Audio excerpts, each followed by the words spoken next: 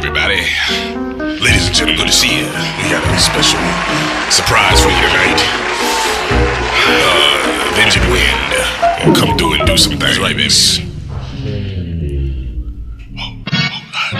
and gentlemen, Hello everyone, my name is Nose, and our featured artist for today is Avenging Wind, also known as Fathom 9. Hello. Can you tell how long have you been doing music? Seriously, like with the intent on making it a career since around 95, 96. There was a local production company here called Trio Productions. And the guy that was over that company, he's no longer, with us.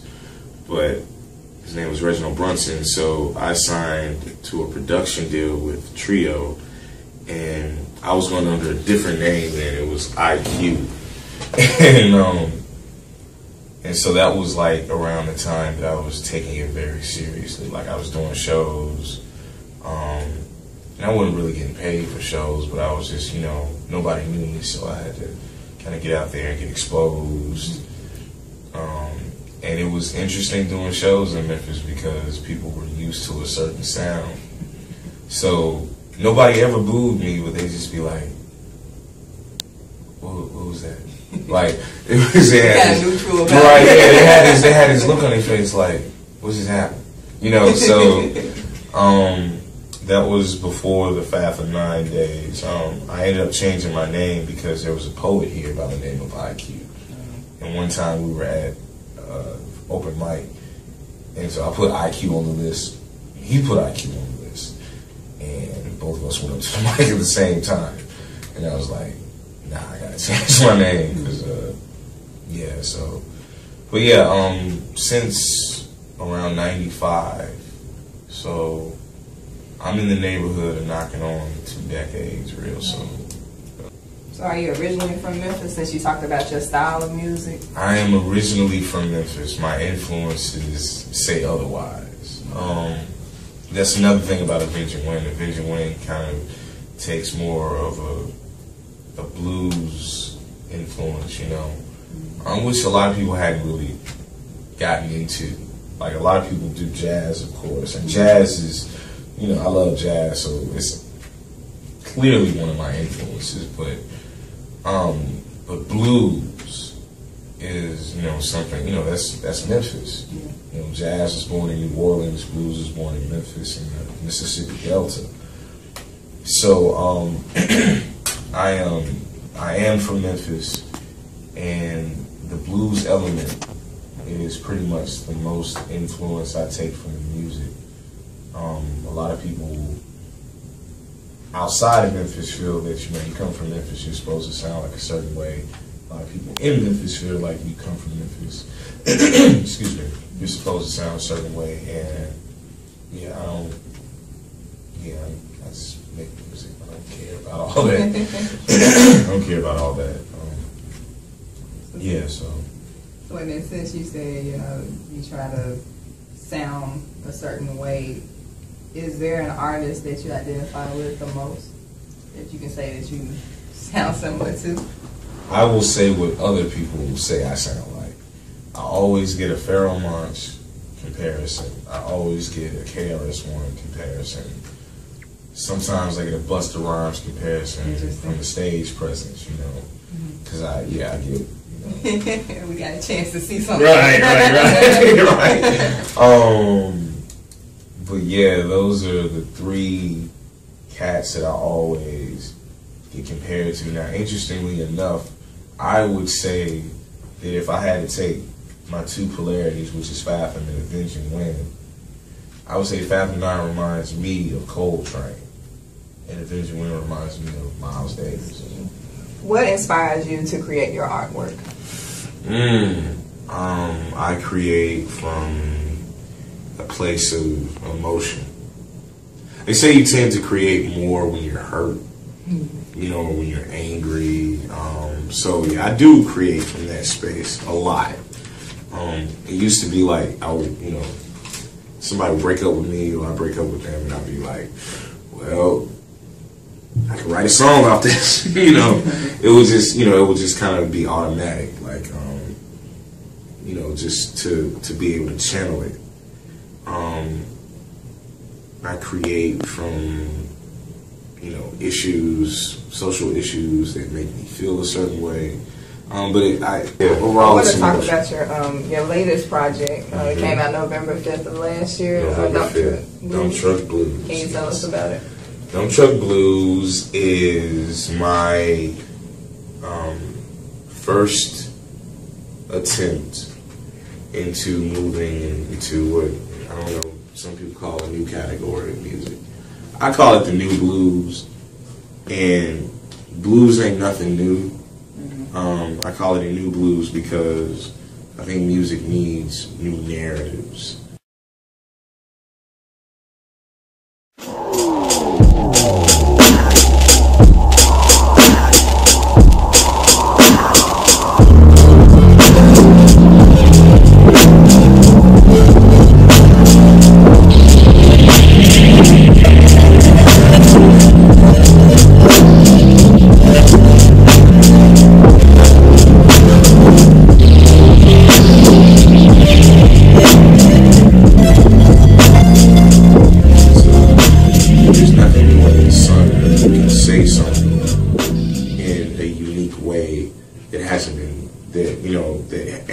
Said before.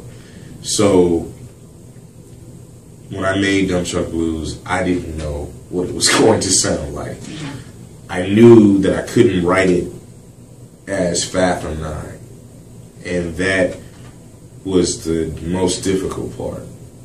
So I had been writing these songs for months, and I get to the halfway point, and I'm like, I sound like myself. And I can't sound like that part of myself. I have to sound like something completely new. So I had to give birth to a whole new personality. And it's like an actor or an actress, you know, playing a role. And, you know, if in your life you're known as the lady next door, you know, the nice, you know, I bake cookies and shit. You know, in the movie, you got to be, you know, that bitch. You know, you just got to be that evil villain. Villain. And then it's just like, you know, you have to pull something out of yourself to channel that. Mm-hmm. And so it's the same process with, you know, being Avenging Wind. I had to scratch everything I did, and I rewrote the entire album and recorded it in the course of 8 days. And that was, I think I slept for like 2 weeks after that.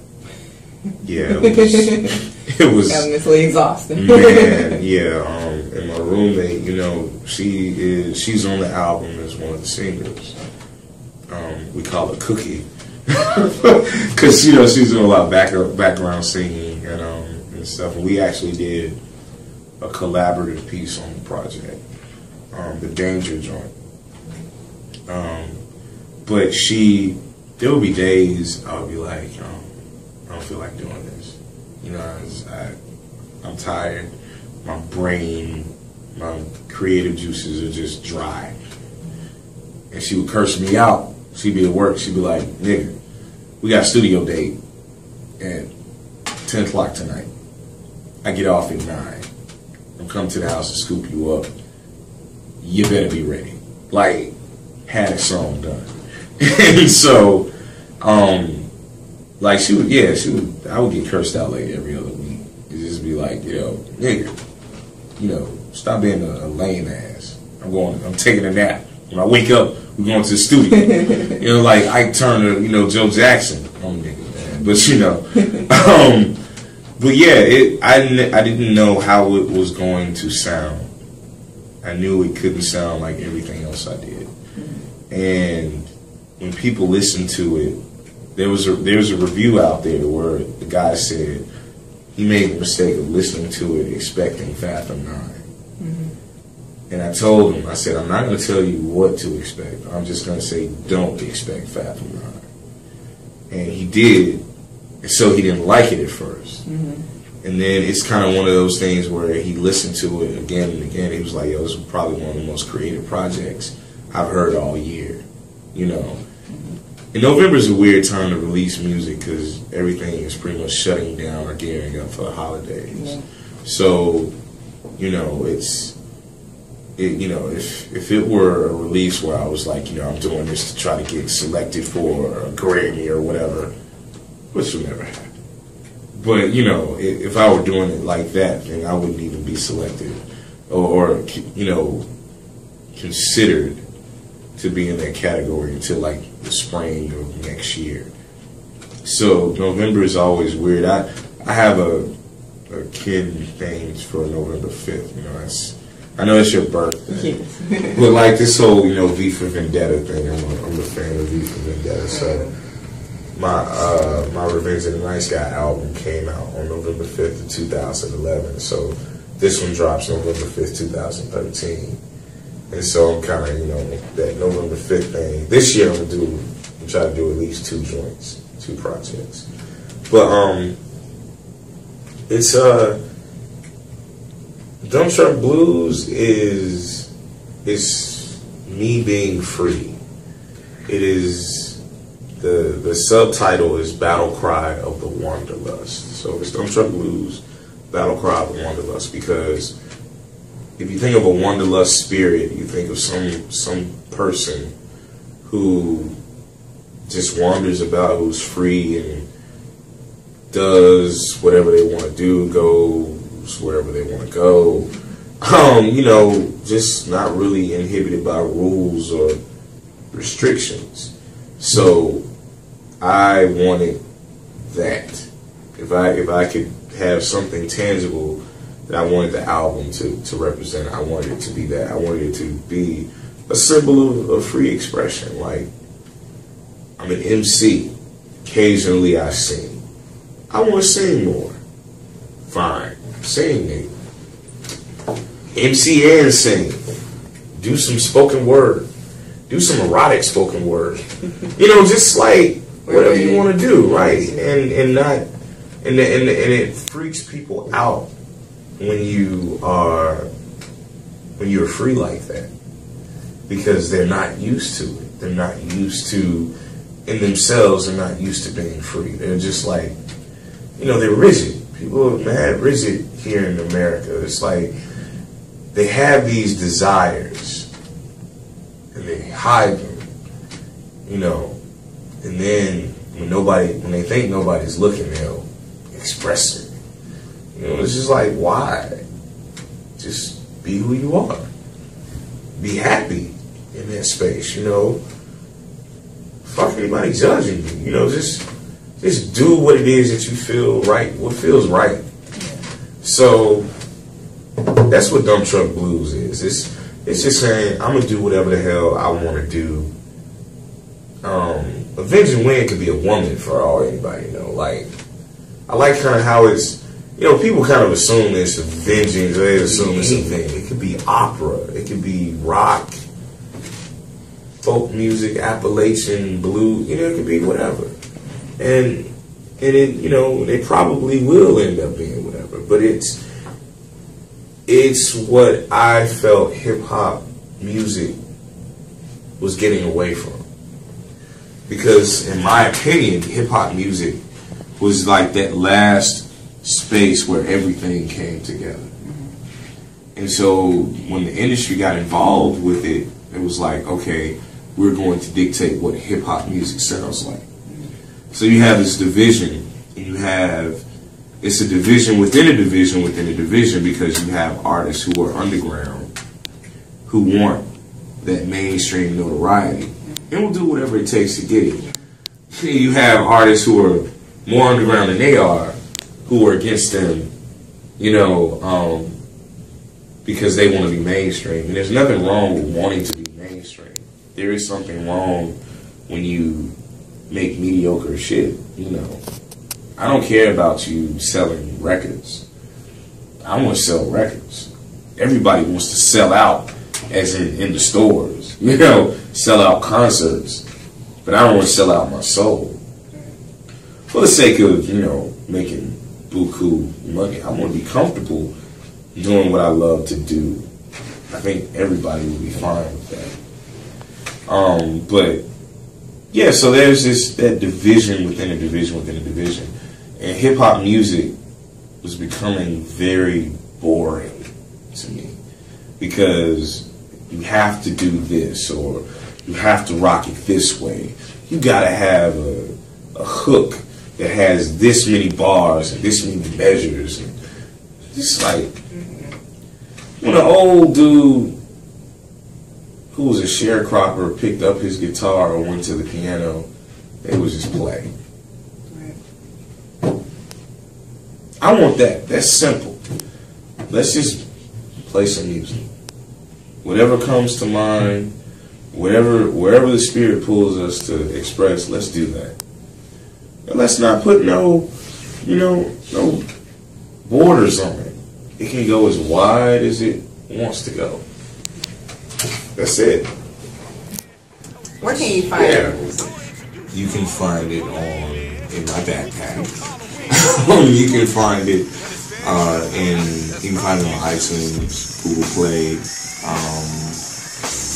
Amazon, mp3.com, eMusic.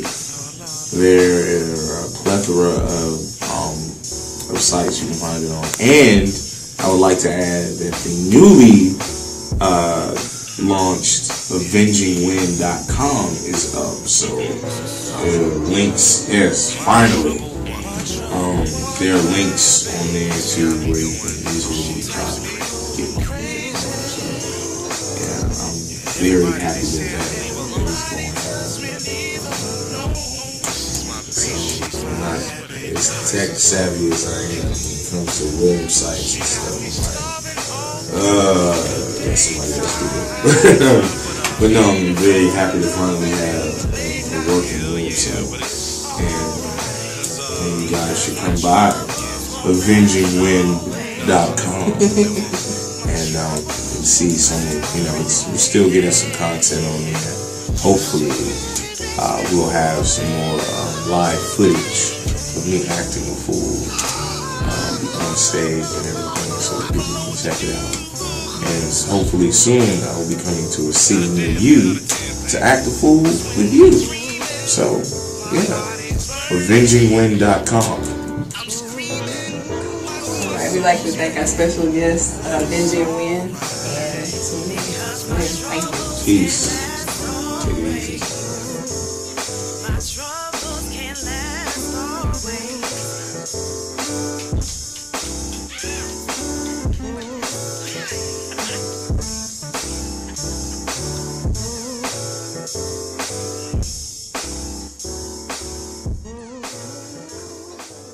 Trying to box with God. Niggas sell their soul for the platinum game. We got rappers saying that they changed his name, but they paid his skills to weakness exposed. Who would have gone when he asked spoke to him top of foe? You know who the foe that you can't contend with. Comprehension, vocal mentions, what's your intent? Diligence to the white son, seek repentance. Not to mention, you niggas want to back in the state of tours, CDs and stores. Preach to the white on the lazy hole when I heard the yard. So I made the call, nigga, you ain't hard. All too short, even box with God. You ain't hard. All too short, even box with God. You ain't hard.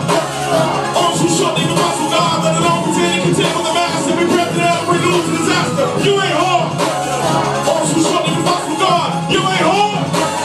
All too short, even box with God. You ain't hard. Yeah. Let's do this church style. Twisted, no insignificant gifted, man with a vocally missing. Got to A-on, got to play something else, may run for the exit, for their guns, for their crew. I really don't care what you can do. When it's all said and done, the manufacturers the moves and move for the you to do. When it's all competition surpasses you, most of the fans that ain't having you.